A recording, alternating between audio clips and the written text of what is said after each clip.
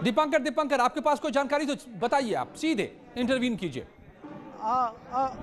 अभी तुरंत यहाँ पर हलचल शुरू हुई है, दोबारा से यहाँ पर मीडिया का जमाना, सीएम की सिक्योरिटी स्टाफ यहाँ पर पहुंच चुका है और कुछ देर में मुख्यमंत्री यहाँ पर पहुंचने वाले हैं। और सीएम का सिक्योरिटी स्टाफ जैसे ही यहाँ पर पहुंचा है, पूरा मीडिया एक्टिव हो गया। लगभग इस समय यहाँ पर मैं बताऊं तो 80 से ज्यादा जर्नलिस्ट यहाँ पर मौजूद हैं, वीडियो जर्नलिस्ट यहाँ पर मौजूद हैं। और अब से कुछ देर में मुख्यमंत्री त्रिवेंद्र सिंह रावत यहाँ पर पहुंचेंगे और अब जो पारी उनकी रही यहाँ तक की, उस पारी में उनका क्या अनुभव रहा, क्या उन्होंने सीखा, क्या समझा और किस मन के साथ, भारी मन के साथ वो इस्तीफा देने जा रहे हैं, अजय, इसका इंतजार है। अजय, साफ तौर पे तो यहां पर अब सीएम की सिक्योरिटी पहुंच चुकी है, वो अब दिखाई दे रहा है, हलचलें बढ़ गई हैं। यानी इसका मतलब ये हुआ कि इस्तीफा देने के बाद अब गवर्नर हाउस से निकलने वाले हैं और पहुंचने वाले हैं अपने आवास पर, जहां देंगे मीडिया से रूबरू होंगे, बताएंगे और बहुत कुछ इससे साफ होगा। क्यों इस्तीफा दिया, किस वजह से देना पड़ा, आगे क्या होगा, कौन नया चेहरा होगा, बहुत सारे सवाल हैं लोगों के मन में। इस जवाब देंगे क्या सीएम, और अब हम कह सकते हैं भूतपूर्व सीएम गरिमा जी। बिल्कुल, हम इस बात को पहले दिन से कहते आए, जब से श्रीमती उत्तरा पंत के साथ मिसबिहेव किया मुख्यमंत्री जी ने, उसके बाद हमारे जो शिक्षित युवा बेरोजगार थे उन पर भाजने का काम किया। कई काले अध्याय मुख्यमंत्री त्रिवेंद्र रावत जी, जो भाजपा के लोग हैं वो तो सहरा बांधेंगे कि भाई इन 4 सालों में ये हुआ वो हुआ, लेकिन वो केवल आई वॉश है।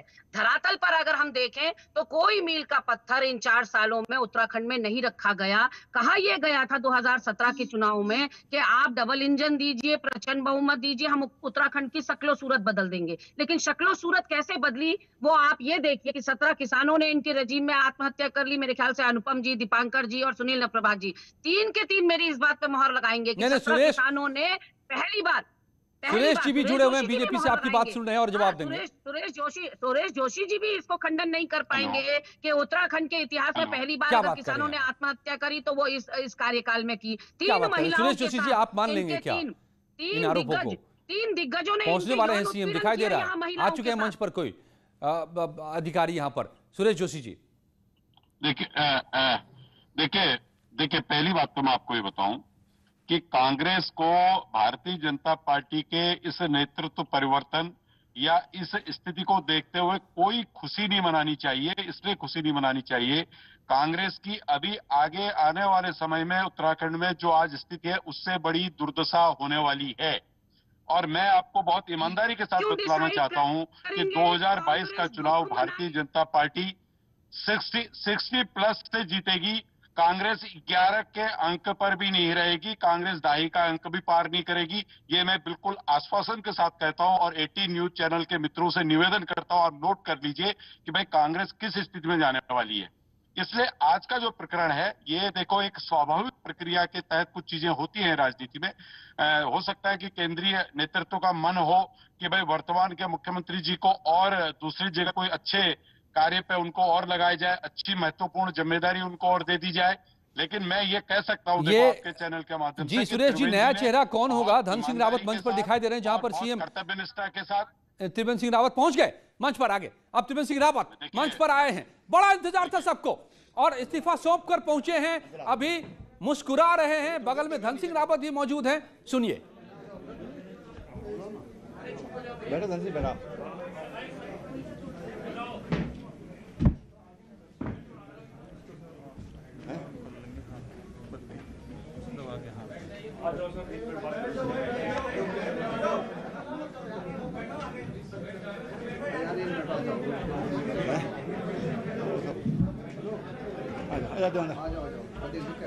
मदन जी आएंगे यहाँ पर भी।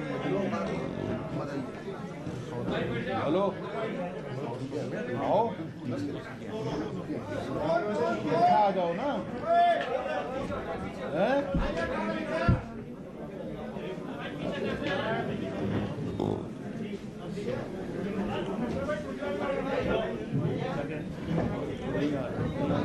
कौन है?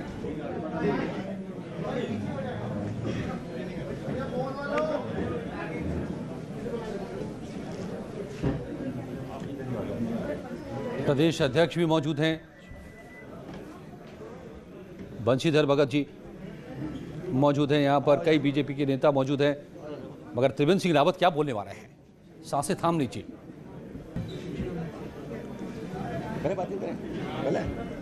पत्रकार मित्रों, सबको नमस्कार। मैं लंबे समय से राजनीति में काम कर रहा हूं, राष्ट्रीय स्वयंसेवक संघ से और प्रचारक के नाते, भारतीय जनता पार्टी के संगठन महामंत्री के नाते, और विगत लगभग 4 वर्ष से पार्टी ने मुझे मुख्यमंत्री के रूप में देवभूमि उत्तराखंड में सेवा करने का मौका दिया। ये मेरा परम सौभाग्य रहा है और मैं कहूं कि मेरे जीवन का ये स्वर्णिम अवसर मेरी पार्टी ने मुझे दिया। एक छोटे से गांव में जहां आज भी 7-8 परिवार रहते हैं, उस गांव में मैंने जन्म लिया, एक सैनिक के परिवार में जन्म लिया और पिताजी पूर्व सैनिक थे। कभी कल्पना भी नहीं की थी कि पार्टी मुझे इतना बड़ा सम्मान देगी, सोच भी नहीं सकता।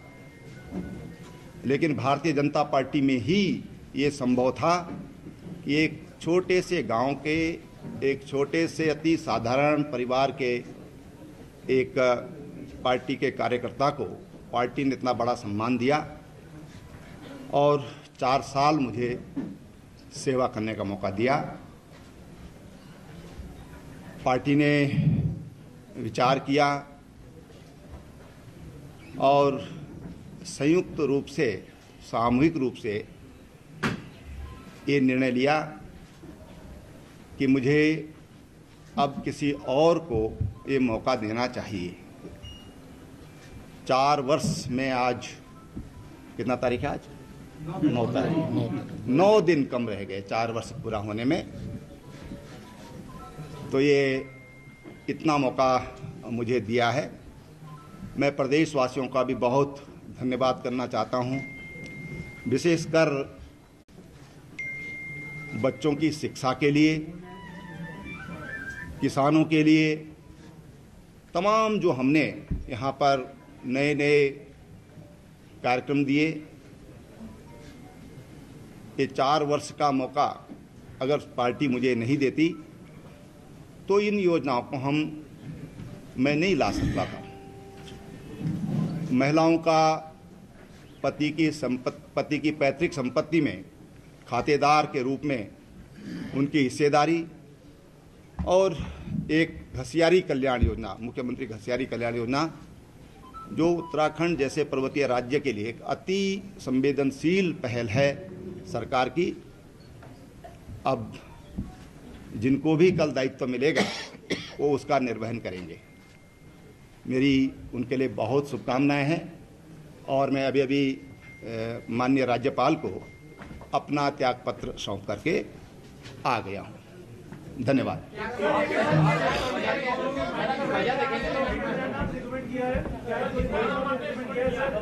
देखिए, भारतीय जनता पार्टी में कोई भी फैसले होते हैं तो वो सामूहिक विचार के बाद ही होते हैं। आज अध्यक्ष जी से मत करिए, आप अध्यक्ष जी को आप फिर मौका देंगे। हाँ,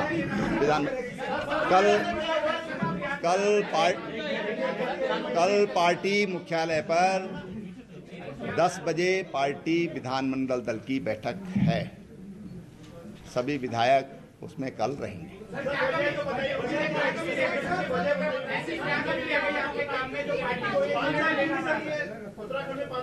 आखिर वजह क्या रही? नहीं, देखिए ऐसा है, मैंने कहा कि ये सामूहिक निर्णय होता है और इसका बहुत अच्छा जवाब आपको दिल्ली जाना पड़ेगा उसके लिए, वहां से आपको जवाब। बहुत बहुत धन्यवाद।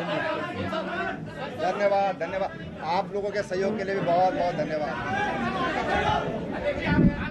सवाल और उसका लाख टके का जवाब। अनुपम, अगर आप जुड़े हैं तो मैं आपसे पूछूंगा, समझना चाहूंगा, वो तो उत्तर मिला नहीं जो सभी पत्रकार जानना चाहते हैं, सब हर कोई जानना चाहता है कि ये बदलाव क्यों ये नौबत आई। और त्रिवेंद्र सिंह रावत कहते कहते दिल्ली की तरफ मोड़ दिया उन्होंने जवाब को कि इसके जवाब के लिए तो दिल्ली का रुख करना पड़ेगा, मगर जो मौका मिला उसके लिए धन्यवाद। तो सबसे बड़ी खबर यही है कि कल सुबह 10 बजे विधायकों की बैठक हुई, विधायक दल की बैठक होगी, यानी कि मतलब नए नेता का नाम उसमें सामने आ जाएगा, अगले मुख्यमंत्री का नाम सामने आ जाएगा।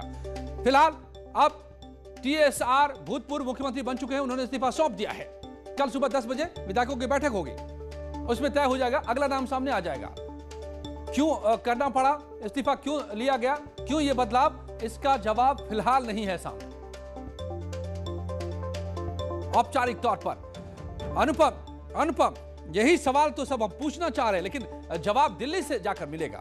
क्या देहरादून के लोग दिल्ली जाएंगे जवाब लेने? मुख्यमंत्री ने साफ इशारा कर दिया कि मैंने तो भाई बढ़िया काम किया, मैंने अपनी तरफ से पूरी मेहनत करी, अब ये पार्टी ने डिसाइड किया है, उनका डिसीजन है, तो पार्टी से पूछो, मुझसे नहीं। कुल मिला के लब्बो लुआब इस बात का यही है। कहने का मतलब ये है कि देखिए, जो नेशनल पार्टीज़ हैं, चाहे वो बीजेपी रही हो, चाहे वो कांग्रेस रही हो, और ये परिपाटी इनके वहाँ रही है कि हाईकमांड तय करता है लीडर्स, और वही चुन के भेजता है। इसी तरीके से यहाँ सिस्टम चलते रहा है, आया है, और ये बहस का विषय बना भी है।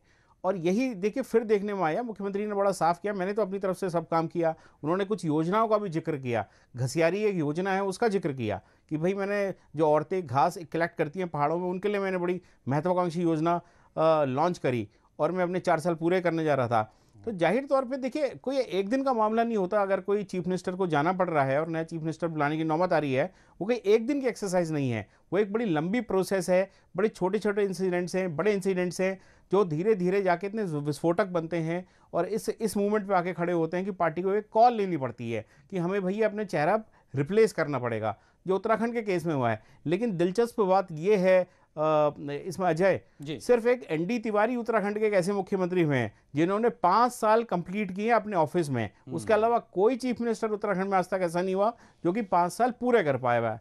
ऐसा लगता था कि शायद त्रिवेंद्र सिंह इसको करेंगे। मैंने एक इंटरव्यू उनका किया था जब उनकी 3 साल सरकार के पूरे हुए थे, तो उन्होंने उस समय दावा भी किया था कि नहीं, देखिएगा सब ठीक होगा और हम पूरा अपना कार्यकाल पूरा करेंगे। जाहिर तौर पे नेता अपने दावे करते हैं, उनको पता नहीं होता भविष्य में होने का जा रहा है। और ऐसा ही कुछ सीएम के साथ भी था।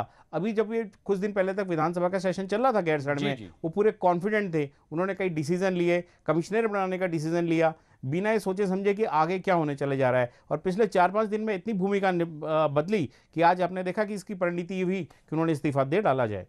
बिल्कुल। सुरेश जी भी हमारे साथ जुड़े हुए हैं, बीजेपी के प्रवक्ता, और गरिमा दसोनी जी भी जुड़ी हुई हैं कांग्रेस से। सुरेश जी, 4 साल मतलब 3 साल 11 महीने 21 दिन काम करने के बाद, यानी करीब करीब 4 साल काम करने के बाद 4 मिनट भी नहीं बोले इस्तीफा देने के बाद सीएम। मुझे लगा कि थोड़े से परेशान थे सीएम, थोड़े तल्ख भी थे। देखिए, परेशान भारतीय जनता पार्टी का कोई कार्यकर्ता परेशान नहीं होता है। हम लोग देखो समाज के लिए काम करते हैं। हमने तो कहा है कि हमारी पार्टी जो है कि सर्वग्राही और सर्वस्पर्शी पार्टी है, और हम जो है कि एक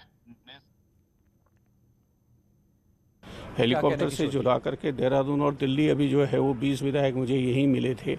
तो इसका खामियाजा भारतीय जनता पार्टी को भुगतना पड़ेगा। जिस तरह से उन्होंने अपने मुख्यमंत्री का जो है अपमान किया है, वो सवाल ये नहीं है कि त्रिवेंद्र सिंह रावत जी मुख्यमंत्री अच्छे थे या बुरे थे।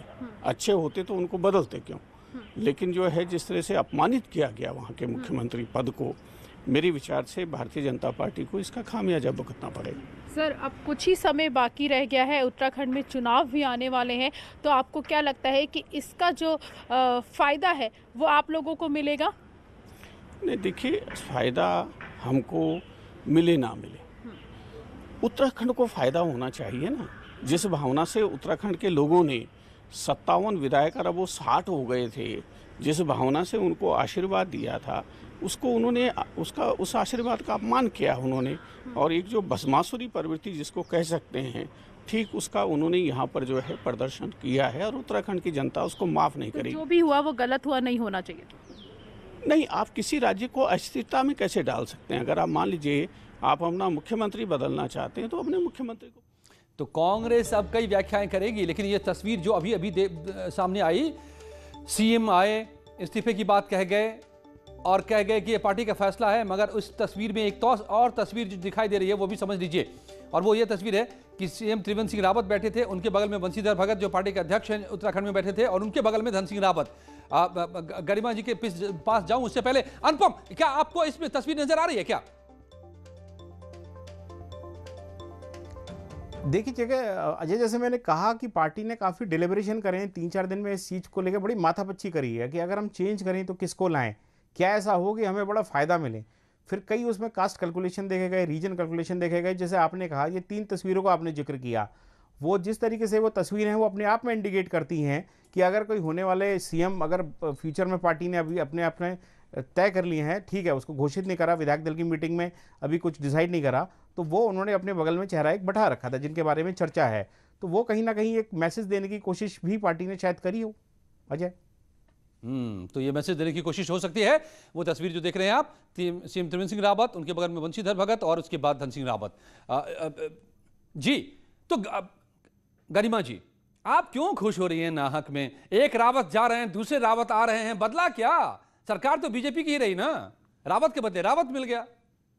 नहीं देखिए पर हो रहे हैं पक्ष और जनता की बात पुष्टि आज भाजपा ने भी कर दी, मोहर लगा दी कि हमारा कार्यकाल संतोषजनक नहीं था, हमारी सरकार अच्छा काम नहीं कर रही थी, हमारा मुख्यमंत्री जो सी वोटर सर्वे में नंबर 1 पे आया था वो सही बात थी। ये पुष्टि आज भाजपा ने स्वयं कर दी। उनको 10 महीने पहले हटाकर आखिर एक बड़ा मैसेज तो भाजपा ने स्वयं दे दिया जनता को कि क्योंकि हमारी सरकार ठीक ठाक काम नहीं कर रही थी, आपकी अपेक्षाओं पर खरी नहीं उतर रही थी, इसलिए हमें मजबूरन मुख्यमंत्री बदलना पड़ रहा। देखिए कोई शौक में तो ये करता नहीं है, कोई भी दल हो वो शौकिया मुख्यमंत्री नहीं बदलता। चलिए आपका ये सवाल मैं वाजिब मान लेता हूं, इसका जवाब मैं सुरेश जी से लूंगा भी कि क्या खुद पार्टी को लग गई कि 4 साल का कार्यकाल संतोषजनक नहीं था इसलिए बदलना पड़ा। मगर पहले दीपांकर के पास मैं जाऊंगा, वो कुछ कहना चाह रहे हैं। यहीं पर सीएम अभी बोल रहे थे जहां दीपांकर मौजूद है। दीपांकर।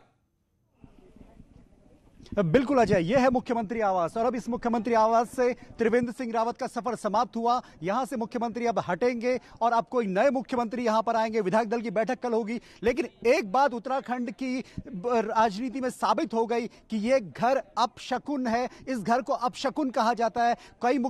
किसी मुख्यमंत्री ने इस घर में रहकर अपना सियासी कार्यकाल पूरा नहीं किया। अब से लगभग 2 महीने पहले इसी लॉन में हमने मुख्यमंत्री त्रिवेंद्र सिंह रावत से पूछा था कि क्या यह मिथक टूटेगा कि यह घर अपशकुन नहीं है, इस घर में रहने वाला मुख्यमंत्री अपना कार्यकाल पूरा नहीं करता। तो उन्होंने कहा था कि मैं 4 साल नहीं, मैं 5 साल का कार्यकाल पूरा करूंगा। लेकिन हरीश रावत इस घर में कभी आए नहीं। विजय बहुगुणा आए तो वो भी आधे से चले गए। इसके अलावा इससे पहले की सरकारों में इसी तरीके का रहा। और त्रिवेंद्र सिंह रावत इस घर में आए, उन्होंने कहा कि मैं भूतवा बातों को नहीं मानता, मैं अंधविश्वास को नहीं मानता। और आखिरकार हुआ वही कि इस घर से रुखसती हो रही है। मुख्यमंत्री त्रिवेंद्र सिंह रावत की 18 तारीख को 4 साल होने थे और 9 तारीख को सफर समाप्त हो गया। ऐसा कभी शायद त्रिवेंद्र सिंह रावत ने कभी नहीं सोचा होगा, 57 विधायकों की सरकार ने नहीं सोचा होगा, बीजेपी ने नहीं सोचा था। और यह सबसे बड़ा घटनाक्रम। तो अब सबसे बड़ा सवाल यह भी होगा कि मुख्यमंत्री की रुखसती कब होगी, यहां से जो तय हो चुकी है, और अब यहां पर जो नए मुख्यमंत्री होंगे वो कौन होंगे, उनकी कैबिनेट क्या होगी, यानी बहुत कुछ इस आवास के आसपास रहेगा। पर पिछले अगर 4 दिन की राजनीति को देखा जाए तो पिछले 4 दिन की राजनीति इसी मुख्यमंत्री आवास के आसपास घूमती रही। और इसी मुख्यमंत्री आवास में एक प्रवाह है। उत्तराखंड में भारतीय जनता पार्टी ही नहीं बल्कि पूरे विश्व में इस समय अगर भारत की तस्वीर को देखा जाए तो भारतीय जनता पार्टी नंबर 1 पर है। तो पूर्व अध्यक्ष नाम अगले सीएम के तौर पर उनका भी आ रहा है अभी तक। जी दीपांकर। वो रुखसत हो रहे हैं। उन्होंने मीडिया का धन्यवाद किया सहयोग के लिए, जनता का धन्यवाद किया सहयोग के लिए, अपनी पार्टी का धन्यवाद किया कि उनको पार्टी ने यहाँ पर गद्दी सौंपी, सत्ता सौंपी। और उन्होंने ये भी कहा कि महिलाओं के लिए, किसानों के लिए मैं जितना कुछ कर सकता था वो मैंने करने की कोशिश की। और इसी राजनीति के बीच ये सबसे बड़ी बात रही कि मुख्यमंत्री जी जी जी okay, I will get back to you Deepankar. बहुत ही अहम बातें आप बता रहे हैं। सुरेश जोशी जी, आप सुन रहे होंगे सारी बातों को, सारे डेवलपमेंट्स को। सवाल गहरे बनते नजर आ रहे हैं कि ये ठीक ऐन वक्त, चुनाव से ऐन वक्त, करीब करीब 10 महीने पहले ये बदलाव क्यों? क्या बीजेपी ने खुद मान लिया कि संतोषजनक नहीं था? कांग्रेस तो अब यही कहेगी।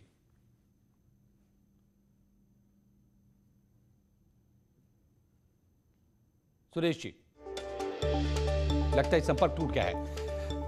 इस सवाल का जवाब देना आसान भी नहीं होगा। देखना दिलचस्प होगा कि जवाब क्या आता है। सुरेश जोशी जी, आप अगर सुन पा रहे हैं तो यह सवाल गहराता नजर आ रहा है जिसे अब कांग्रेस उठा रही है कि ये खुद क्या बीजेपी ने मान लिया कि ये 4 साल संतोषजनक नहीं थे, इसलिए ये बदलाव।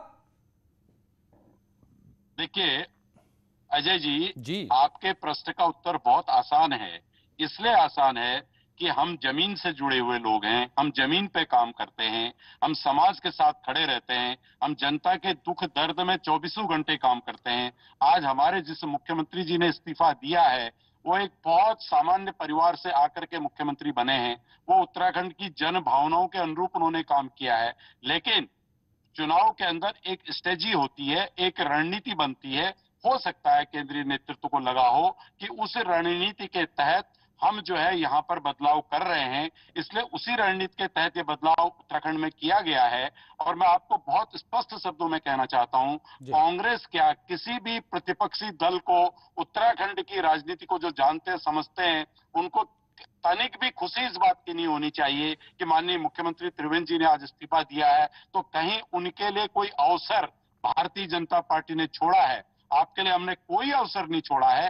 भारतीय जनता पार्टी का कार्यकर्ता एकजुट होकर के, चाहे वो पदाधिकारी हो चाहे विधायक हो, जो भी नया नेता हमको मिलेगा उसका हम वेलकम करेंगे। उसके नेतृत्व में त्रिवेंद्र जी समेत जो हमारे पूर्व मुख्यमंत्री भी हैं वो सब एकजुट होकर के 2022 की लड़ाई को हम कल से ही फिर प्रारंभ करेंगे और इस प्रदेश में पुनः भारतीय जनता पार्टी की सरकार स्थापित होगी।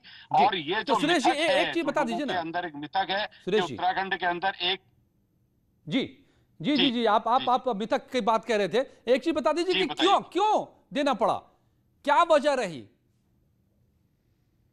ये बदलाव क्यों? देखिए अजय जी, ये बहुत बड़ी पार्टी है। सुनिए, ये बहुत बड़ी पार्टी है। ये हर विषय पे सोचती है, समझती है, चिंतन करती है और उसके बाद जो है कि फैसले लेती है। तो अब ये फैसला क्यों लिया गया, मैं इतना जरूर कह सकता हूं कि त्रिवेंद्र जी की कोई व्यक्तिगत विषय को लेकर के ये फैसला कदापि नहीं लिया गया है। त्रिवेंद्र जी ने जितना सुंदर, जितना अच्छा, जितना परिश्रम, जितनी कर्तव्यनिष्ठता और जितनी अनुशासनता और